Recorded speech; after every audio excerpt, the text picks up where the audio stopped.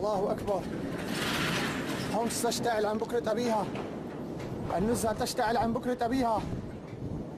الأحياء العلوية تحترق الآن، والراجمات تدق الأحياء المحاصرة.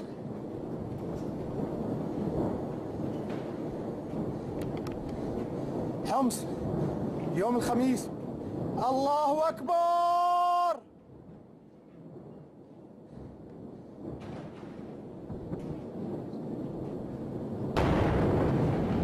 الله أكبر.